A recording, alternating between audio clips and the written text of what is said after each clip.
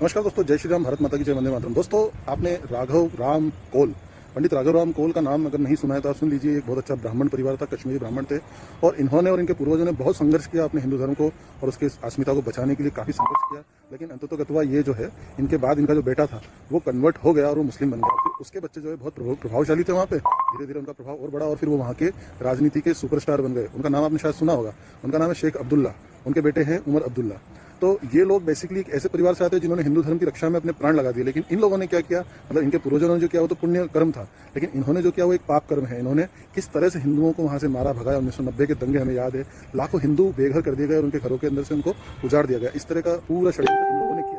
तो दोस्तों, इन्होंने जो कुछ भी किया तो वो तो अपनी जगह किया, लेकिन इस सब चीजों के पीछे एक बात और समझने वाली है। जैसे हमारे यहाँ दिल्ली में एक बहुत बड़ा आंदोलन हुआ था भ्रष्टाचार और सरकार की अनैतिक गतिविधियों को लेकर के, और उस सारे भ्रष्टाचार और उन सारी अनैतिक गतिविधियों को लेकर के हमारे यहाँ पे एक धरना प्रदर्शन रामदेव बाबा कर रहे थे। लेकिन उनके धरने को पीटने के लिए एक और धरना क्रिएट किया गया जो अमेरिका से फंडेड था, और उसमें जो है मतलब बहुत ही अच्छी तरीके से एक व्यक्ति को लाके प्रेजेंट कर दिया और उसके नाम से इस पूरे धरने को क्रिएट कर दिया गया। तो अन्ना हजारे साहब को ले आए थे और उसके बाद एक आदमी ने कसम खाई थी कि मैं कसम खाता हूँ, मैं कभी पार्टी नहीं बनाऊंगा। फिर उसने पार्टी बना ली। मैं अपने बच्चे कसम खाता हूँ चुनाव लड़ूंगा, फिर उसने चुनाव लड़ लिया। फिर उसने ऐसे कई सारी कसम खाई और हर बार अपनी कसम को तोड़ा और फिर एक शीश महल में, करोड़ों के शीश महल में, अरबों के शीश महल में वो रहने लगा था। इस तरह से उन्होंने अन्ना हजारे का नाम का उपयोग करके किस तरह से दिल्ली को और देश को बर्बाद किया, ये हम सब लोग जानते हैं दोस्तों। तो बेसिकली इसी तरह का एक और ड्रामा भी क्रिएट हो गया है। और ये लोग जो थे फारूक अब्दुल्ला, शेख अब्दुल्ला, उमर अब्दुल्ला, इन लोगों ने बैक टू बैक क्या किया कि हमारे पूरे कश्मीर से, लद्दाख एरिया से हिंदुओं को कम करना शुरू किया, मार के भगाया वो तो ठीक है। इसके अलावा वहाँ की आबादी डेमोग्राफी को चेंज करने के लिए उन्होंने पाकिस्तान और अफगानिस्तान से आने वाले और भारत में इधर भटकने वाले आवारा लोगों को लद्दाख में जाकर सेटल किया।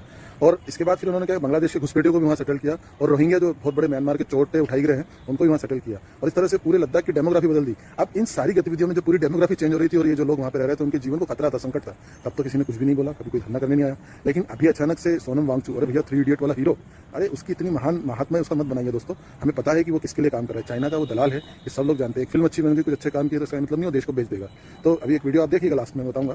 लेकिन उसने बेसिकली हमारे देश को बेचने का काम किया। पिछले साल उसने जो कुछ भी कहा चाइना को, सेना को हम घुसने देंगे ये वो, और इसके अलावा अभी फिलहाल वो भूख हड़ताल बैठा है। वहाँ तो लोग ठूस ठूस खा रहे हैं, भूख हड़ताल बैठा है, बार बार टॉयलेट जाता है पेशाब करने, इतना क्या पानी पी रहा है कि बार बार पेशाब करना पड़ रहा है। और पानी के साथ पता नहीं क्या क्या खाता रहता है, वो मैं मेडिसिन खा रहा हूँ, लेकिन वो बेसिकली मेडिसिन नहीं है, प्रोटीन के सप्लीमेंट्स हैं जो उसको मरने भी नहीं देंगे और उसको हाँ बनाए रखेंगे। तो इस तरह से पूरे देश का और पूरे समाज का सत्यानाश करने में भारत के खिलाफ कई सारी शक्तियां लगी जो मोदी जी को और योगी जी को, संघ और भाजपा और इस तरह के संगठनों को भारत में शासन में आने नहीं देना चाहते हैं। और इसके लिए वो जितना हो सके षड्यंत्र करने के लिए तैयार हैं। और इस षड्यंत्र का हिस्सा जो है भारत का हर एक नागरिक भारत राष्ट्र का वो बनने वाला है दोस्तों।